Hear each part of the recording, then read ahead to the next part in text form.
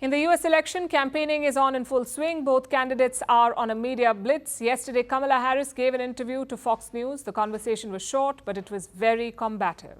Harris talked about everything from immigration to gender affirmation surgery. What stood out, however, was how she distanced herself from Joe Biden's legacy. On the other side, Donald Trump was also on Fox News, this time for a town hall. He was trying to woo women voters. He backed his support for IVF, in vitro fertilization. But he did it in a Trumpian fashion by calling himself the father of IVF. Our next report brings you all the details. Two presidential candidates, two conversations, and one TV network at the center of it all. Looks like Fox News is the favorite this election season. There's less than 3 weeks to go for the polls, and both Kamala Harris and Donald Trump are on Fox, making their final pitches to the voters. Yesterday, Kamala Harris sat down with Fox News anchor Bret Baier. The conversation wasn't very long, just around 25 minutes. It was her first interview with the network since she became the Democratic presidential nominee, and it was combative. The first bill, practically within hours of taking the oath, was a bill to fix our immigration system. Yes, ma'am. It was called the U.S. Citizenship Act of 2021. Exactly. It was essentially a pathway to citizenship for the... Yes, ma'am. May I finish responding, please? But you have to let me finish, You please. had the White House and the House and the Senate, and they didn't bring up that bill. I'm in the middle of responding to the point you're raising, and I'd like to finish. Yes, ma'am. So there was a lot of back and forth, but the interview had three main takeaways. The first is immigration. It's a key issue in this presidential election. Kamala Harris was asked about her stance and her many flip-flops. I do not believe in decriminalizing border crossings, and I've not done that as vice president. I will not do that as president.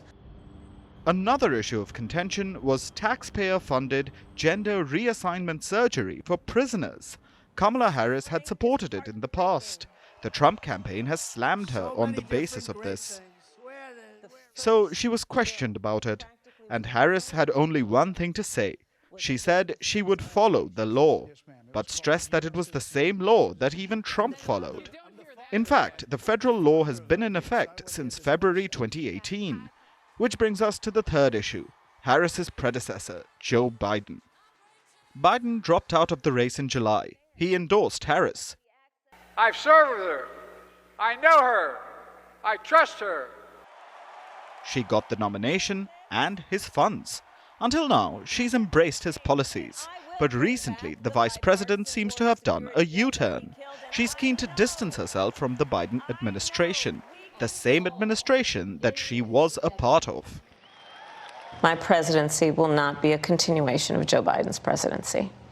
And like every new president that comes into office, I will bring my life experiences, my professional experiences, and fresh and new ideas. I represent a new generation of leadership.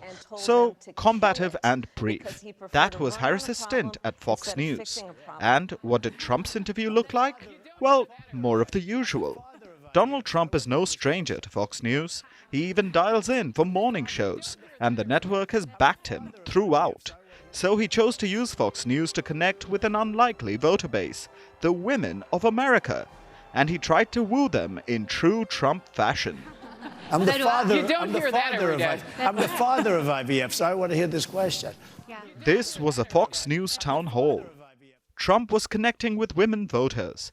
We don't know how much being the father of IVF will woo them, but there's a clear strategy here. Harris's interview was in Pennsylvania, Trump's town hall in Georgia. These are swing states. Whoever wins them wins the presidency. So the candidates are on a media blitz. We don't know who will come out on top, but Fox News seems to be making the most of it.